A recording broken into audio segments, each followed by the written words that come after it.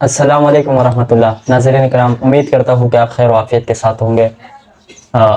عید الاضحیٰ کی پہلی دن کیسے گزارے، آج کی جو ہماری ٹاپک ہے وہ اس حوالے سے ہے۔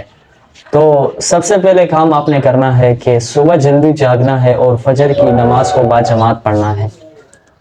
آج ہمارے معاشرے کی ایک گندی عادت یہ بن چکی ہے کہ آج لوگ فجر کی نماز کو نہیں پڑھتے اور بلکہ صبح جلدی جاگتے بھی نہیں ہیں۔ اس کے سب سے زیادہ نقصانات ہوتے ہیں کہ پھر انسان کے دماغ کے اوپر بوجھ ہوتے ہیں اور کام اچھی طریقے سے نہیں کر سکتے اور پوری دن جو ہے نا بے برکت چیز سے گزر جاتا ہے۔ گویا سب سے پہلے کام آپ نے کرنا ہے کہ یہ عادت آپ سے ختم کرنا ہے کہ فجر کی نماز کو باجماعت پڑھنا ہے۔ اس کے بعد سن کے فجر کی نماز کے بعد عید کی تیاری ہوتی ہے، تو اس میں آپ نے سب سے پہلے کام کرنا ہے کہ سنت کے مطابق آپ غسل کریں۔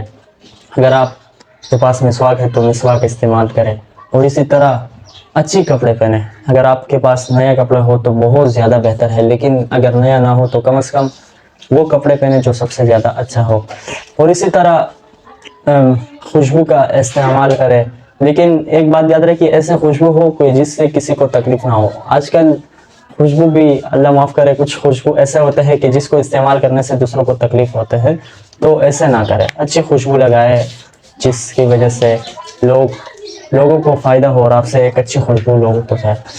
اور اس کے بعد آپ نے یہ کام کرنا ہے جو مسنون عمل ہے کہ اگر آپ قربانی کرتے ہیں تو عیدگاہ سے آنے کے بعد جب آپ عید کی نماز پڑھے تو سب سے پہلے ابتدا اگر آپ اپنی قربانی کی جانور کی عید سے قربانی کی جانور کی گوشت سے کرتے ہیں تو یہ آپ کے لیے بہت زیادہ بہتر ہے اور یہ مسنون عمل ہے۔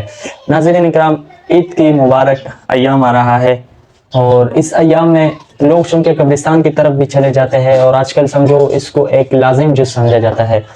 تو یہ بات یاد رکھیے کہ عید کے دن قبرستان جانا یہ کوئی لازمی نہیں ہے، لیکن اگر کوئی شخص جائے تو منع بھی نہیں ہے، صرف یہ ہے کہ اس کو لازمی نہ سمجھ لے۔ یہ نہ ہو کہ کوئی اگر قبرستان نہیں جاتا تو آپ اس کو ڈانٹتے ہیں اور اس کو برا بھلا کہتے ہیں۔